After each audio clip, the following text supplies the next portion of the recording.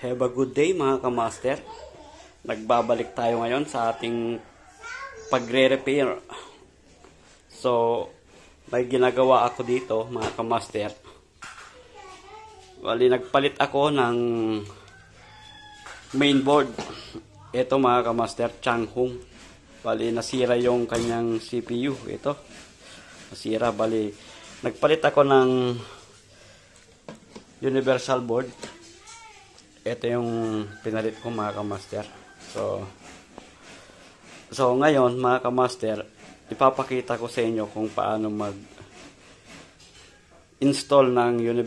ng backlight driver. So napakasimple lang mga kamaster. So ito yung backlight driver. Ito siya. Bali sa likod, andito yung data niya. So itong negative LED, negative at positive, ito siya. Bali papunta sa ating ilaw, sa ating backlight. So dito naman sa kabila, yung controller niya, ito, ang ating BCC at ground, i-connect natin dito. Dito na natin ilalagay para malinis tignan. Dito na natin ilagay sa 12 volts. Dito na lang tayo kukuha ng 12 volts.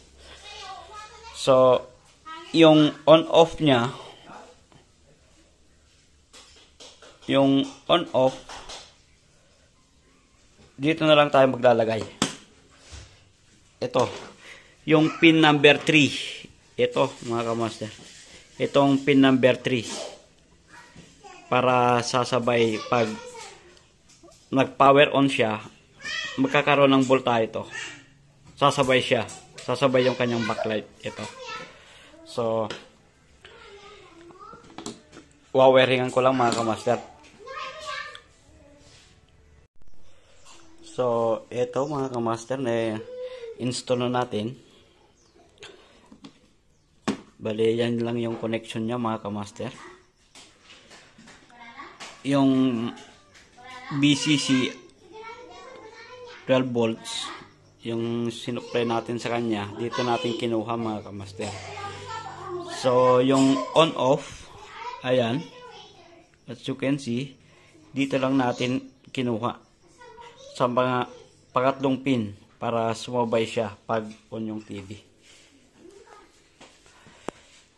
So dito naman sa LED, ito lang yung connection, positive negative, dito sa may ating LED sa puntang ilaw. So bali yung out nito mga kamaster ay ayan, 18 to 88 volts. Ayan yung out nya.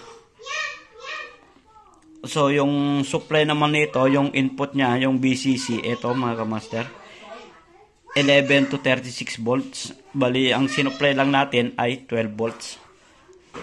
So, pag yung on-off, pwede siyang 3.3 o di kaya 5 volts. So, yun lang. Simple lang. So, pause ko muna. Ikabit natin mga kamaster. Tapos, final check tayo. So, try natin kung gumana ba yung ginawa natin. Saksak natin. So, ito. Saksak natin. Ginagamitan ko ng CPU. Kasi yung ginagamit, itong TV na to PC. So, tinesting ko PC tsaka HDMI. So, tinesting ko na rin. So, ayan. Naka-power on na siya.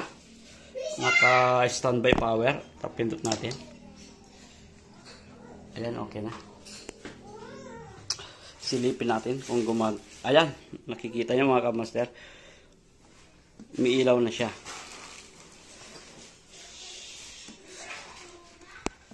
Ayan, ayun mga kamaster. So success yung ating ginawa. So yun lang mga kamaster, and have a nice day.